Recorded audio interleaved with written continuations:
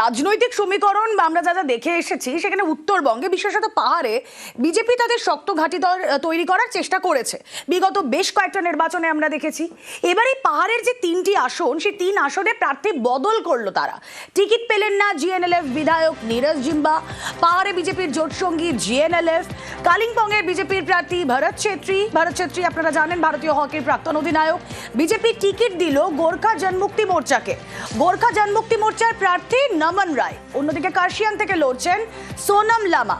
কথা বলবো সুস্মিতা, প্রতিনিধি রয়েছেন আমাদের সঙ্গে। সুস্মিতা, হঠাৎই প্রার্থী বদল কেন করা হলো? আমরা যদি দেখি তৃণমূলের প্রার্থী তালিকা অনুযায়ী, তাহলে তৃণমূল 291-এ লড়ছে, বাকি 3টে ছেড়ে রেখেছে। বিজেপির এই প্রার্থী তালিকা বদলের কারণটা কি?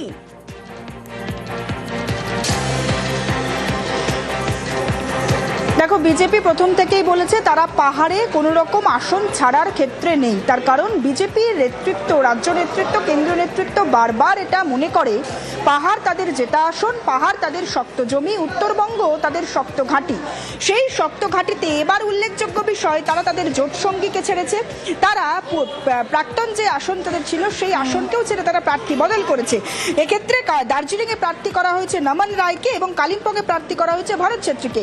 এবং দুটি ক্ষেত্রেই দেখা যাচ্ছে তারা কোথাও গিয়ে জোট সঙ্গী কিংবা তারা এই ধরনের প্রার্থী করতে চাইছে যাদের অন্তত জনমানুষের গ্রহণযোগ্যতা রয়েছে। এবং তারা বারবার যে পয়েন্টটাতে উল্লেখ করেছে যে শুধুমাত্র রাজনৈতিক ব্যক্তিত্ব, শুধুমাত্র বিজেপির ক্ষেত্রে তারা যাদের শক্ত জমি রয়েছে সেমন হলে হবে না।